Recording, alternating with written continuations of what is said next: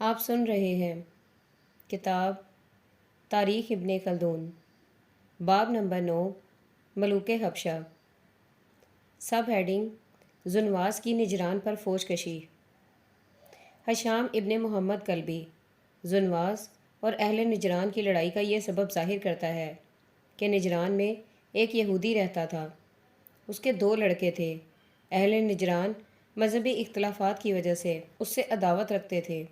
ایک روز اس سے اور ایک عیسائی سے جو اس کے پڑوس میں تھا تکرار ہوئی، چونکہ عیسائیوں کو اس سے کچھ خلش پہلے سے چلی آ رہی تھی۔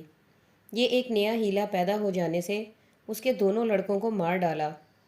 غریب و مظلوم یہودی گرتا پڑتا یمن زنواس کے پاس آ پہنچا اور اپنا سارا ماجرا بیان کیا۔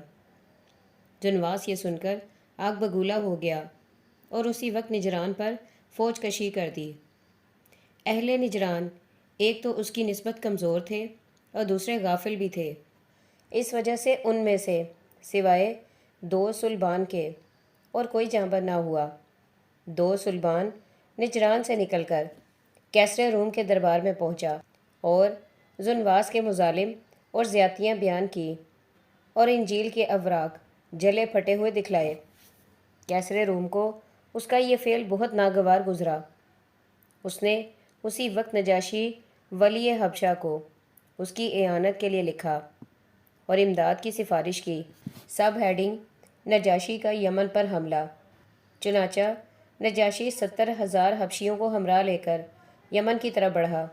بعض مورخین کا یہ خیال ہے کہ دوس ذوالصوبان پہلے نجاشی کے پاس گیا تھا اور نجاشی نے جنگی جہازوں کی کمی کی وجہ سے کیسر کے پاس جلی پھٹی ہوئی انجیل بھیج دی۔ جب کیسر روم نے کشتیاں بھیجی تو نجاشی نے لشکر حبشہ کو اربات کی ماتحتی میں یمن کی طرف یمنیوں کے قتل و غارت اور قید کی قسم لے کر روانہ کر دیا۔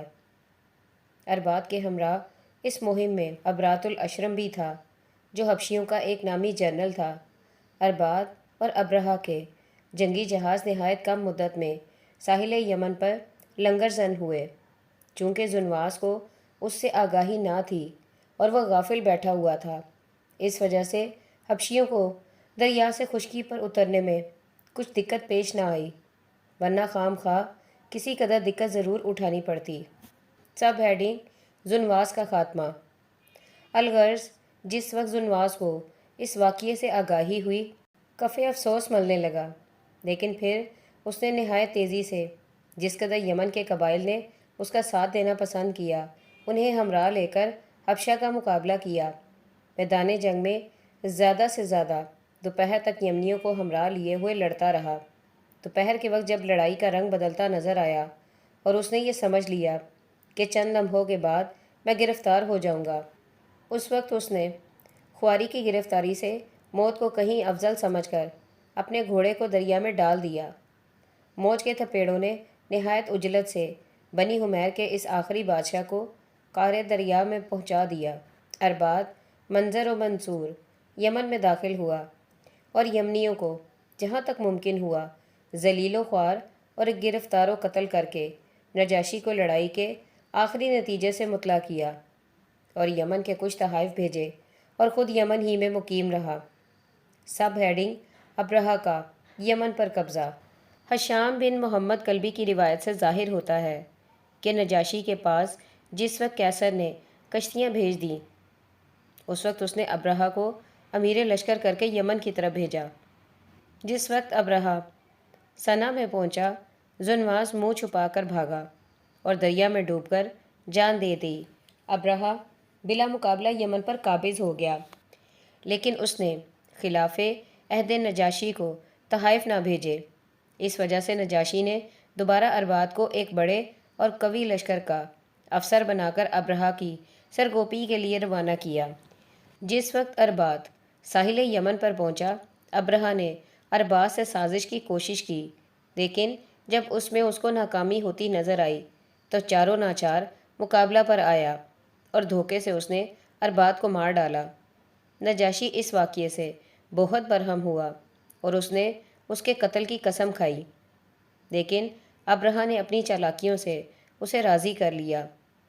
سب ہیڈنگ اربات کا قتل۔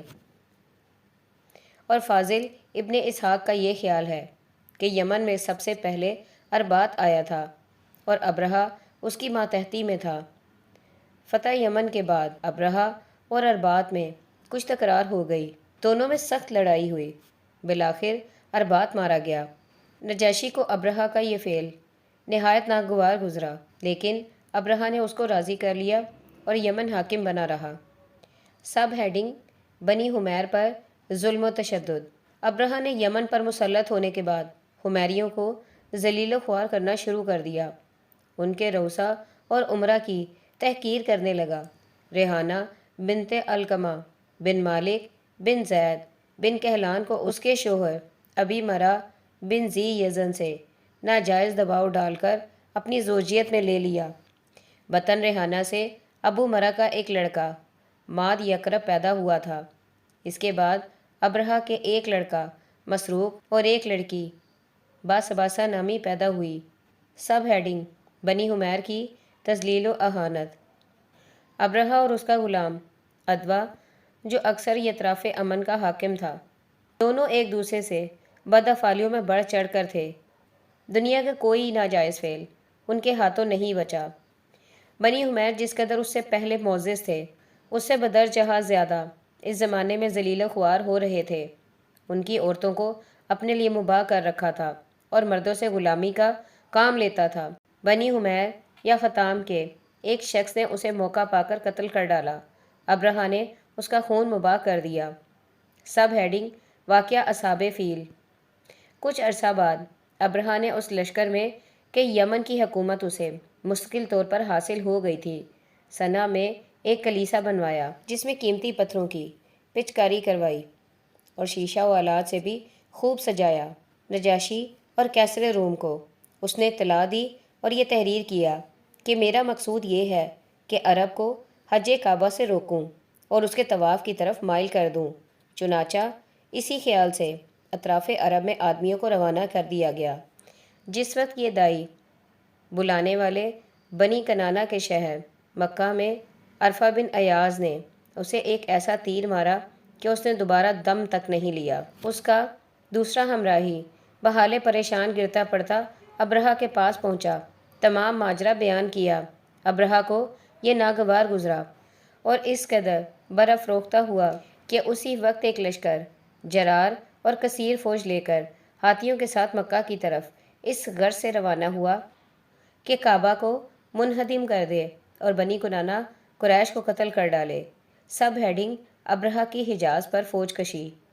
جس وقت ابرہہ سرزمین یمن سے نکل کر حجاز پہنچا، ذو نفر حمیری 2000 عرب ہمراہ لے کر اس کے مقابلے پر آیا۔ اگرچہ ذو نفر حمیری فی نفسہ توانائی اور قوت میں 100-200 سے کم نہ تھا، لیکن ایک طرف محدود چند آدمی اور دوسری طرف ٹیٹی دل بہلا دینے والوں میں مساوات کیسی ہو سکتی ہے؟ آخر الامر ذو نفر حمیری کو شکست ہوئی۔ ابرہہ نے اسے گرفتار کر لیا اور راہبری کے لیے اپنے ہمراہ رکھا۔ ابن اسحاق تحریر کرتا ہے کہ طائف میں داخل ہونے پر مسعود بن مطاب ثقفی بن ثقیف کو لے کر ابرہہ کے پاس آیا اور اس کی اطاعت کو قبول کر لیا۔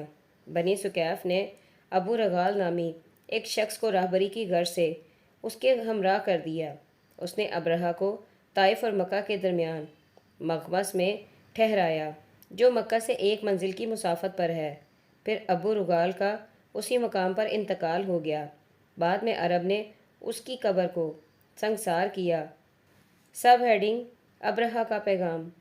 اس کے بعد ابرہہ نے سواروں کا ایک دستہ اسود بن مقصود حبشی کی ماتحتی میں مکہ کی طرف روانہ کیا، اس غرض سے کہ بار برادری کے لیے اونٹ اور کچھ آدمی اسباب وغیرہ اٹھانے اور لادنے کی غرض سے گرفتار کر لائیں۔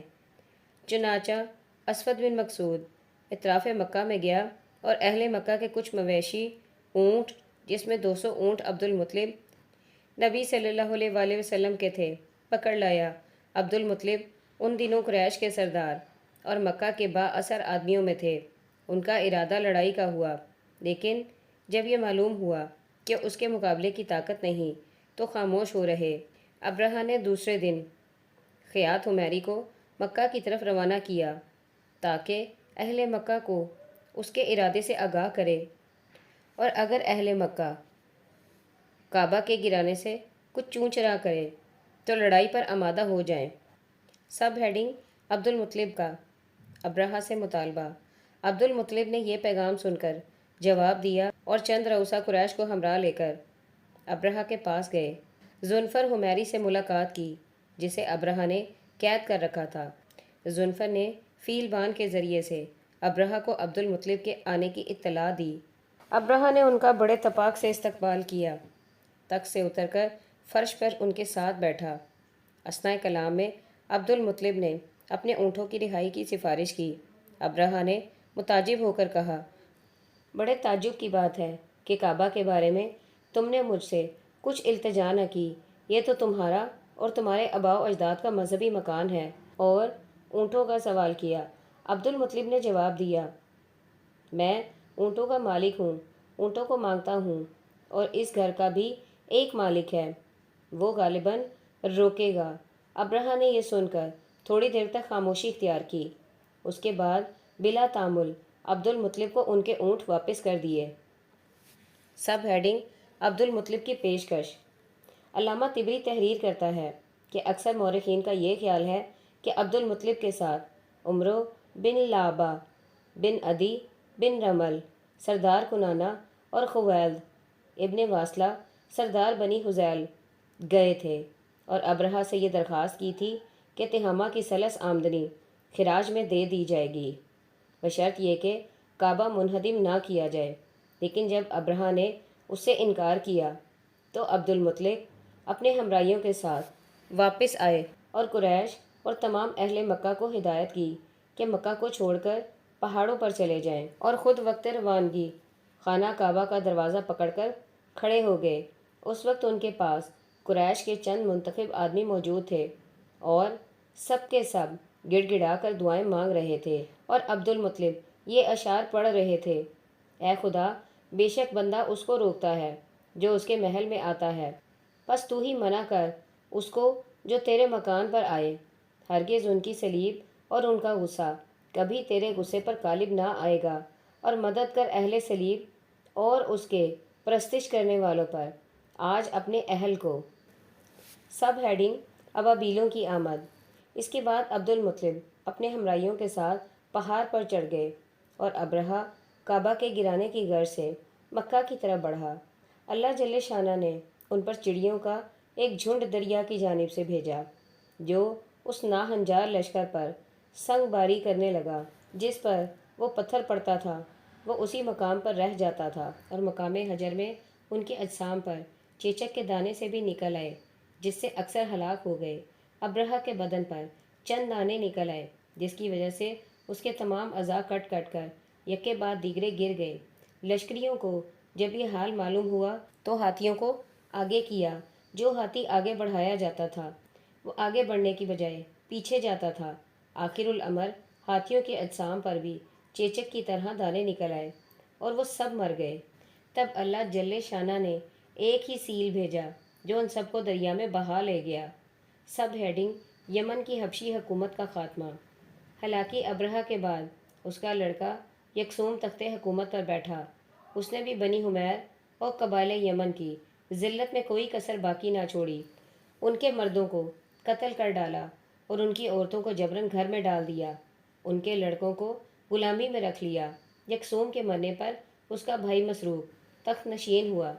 اس نے یکسوم سے بڑھ کر زیادتیاں شروع کر دیں اور اپنے پیش روؤں سے ظلم و ستم میں حد درجہ بڑھتا نظر آیا، تو سیف بن ذی یزن نے خروج کیا اور کسریٰ شاہ فارس کے پاس گیا اور وہاں سے لشکر لے کر یمن آیا اور مسروق کو قتل کر کے حبشیوں کی حکومت کا خاتمہ کر دیا۔ اس وقت تک حبشیوں میں سے یمن میں بہتر برس میں 4 آدمیوں نے حکومت کی۔ پہلے رباط، دوسرا ابرہہ، تیسرا یکسوم بن ابرہہ تھا اور چوتھا مسروق بن ابرہہ تھا۔ اس سے پہلے کہ سیف بن ذی یزن کے نسب پر گفتگو کی جائے یا کسریٰ فارس کے پاس اس کے جانے کی تفصیلی کیفیت تحریر کی جائے، مناسب یہ سمجھتے ہیں کہ اس مقام پر تیر ابابیل کے قصے کو چھیڑ کر اس پر پردہ کو اٹھا دیں جس نے ایک زمانے کو غلطاں و پیچا کر رکھا ہے۔ ہمارا اصلی مقصود یہ ہے کہ دلچسپی کے ساتھ واقعات کی تحقیق بھی ہوتی جائے۔ ہم عام مترجموں اور مورخوں کی طرح بے پرکی اڑانا نہیں چاہتے۔ آئیے ذرا غامض نظروں سے طیرن ابابیل کی تحقیق ملاحظہ فرمائیں۔ معتقد مین، مورخین اور علماء تفسیر نے اس واقعے میں ذرہ بھر بھی اختلاف نہیں کیا، اور وہ متفق الکلمہ کہہ رہے ہیں کہ اللہ جل شانہ نے اصحاب فیل پر چڑیوں کا ایک جھنڈ بھیجا تھا جنہوں نے اس پر سنگ باری کی تھی۔ صاحب جامعہ البیان فی تفسیر القرآن اس واقعہ کو سورہ فیل کی تفسیر میں یوں تحریر کرتا ہے: پس جب کہ لشکر ابرہہ مکہ کے قریب پہنچا اور مکہ میں داخل ہونے کا قصد کیا تو اللہ تعالیٰ نے دریا کی جانب سے چمگادڑوں کی طرح چڑیاں بھیجی، اور ہر ایک کے ساتھ ان کی چونچ اور دونوں پاؤں میں 3 سنگریزے تھے جو چنے سے چھوٹے تھے۔ وہ ان سنگریزوں کو پھینک رہی تھیں اور بھیجے اصحاب فیل پر بہت سی چڑیاں متفرق جو کہ ایک دوسرے کے پیچھے تھیں اور نکلی تھی دریا کی جانب سے، سیاہ رنگ کی یا زرد رنگ کی یا سبز رنگ کی تھیں۔ گر چڑیا کے منکار میں ایک سنگریزہ اور دونوں پاؤں میں 2 سنگریزے تھے۔ ابابیل یعنی متفرق جماعت تھی راہوں پر، جبکہ وہ متفرق ہو کر بھاگتے تھے، پس وہ ان کو اضعاف الاسلحہ کر دیتی تھیں اور وہ مارتی تھیں، اور وہ ان کو سنگریزوں سے جو مسور سے بڑے اور چنوں سے چھوٹے تھے۔ ان 2 تفسیروں کے علاوہ اور تفاسیر بیضاوی و مدراک و تفسیر کبیر وغیرہ بھی بلند آواز کہہ رہی ہیں کہ سورہ فیل میں حجارہ کے معنی سنگریزہ اور تیر کے معنی چڑیا کے ہیں، اور اصحاب فیل پرانی الواقعہ چڑیوں نے سنگ باری کی تھی۔ تیر کے معنی بلا اور حجارہ کے معنی بیماری نہیں، جیسا کہ آج کل بعض وہ لوگ جن کے دماغ میں مغربیت کی بدبودار ہوا سما رہی ہے قائل ہو رہے ہیں۔ یہ عجیب بات ہے کہ محال عقل اور عادی کے ظہور پذیر ہونے کے باوجود وہ قائل ہی نہیں تھے۔ اسی بنا پر بعض معجزات سے انکار اور بعض کی تعویل کرتے ہیں، حالانکہ مجال عادی یا عقلی کے ظہور پسند ہونے کا کسی حال میں نہ قائل ہونا قدرت باری سے انکار کرنا ہے۔ قطع نظر اس سے معجزہ نام ہی اس کا ہے جس کے کرنے سے عام بشر عاجز ہوں اور اس کو خدا کا ایک بندہ، نبی یا رسول کر دکھلائے۔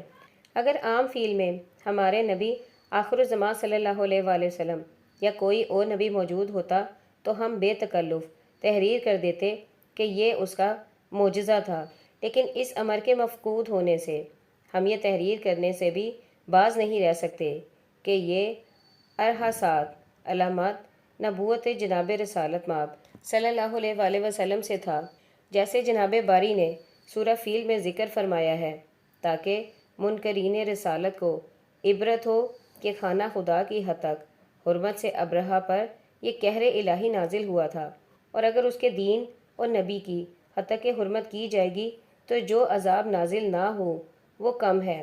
اسی کی برکت سے خدائے علیم نے یہ غیبی مدد بھیجی تھی۔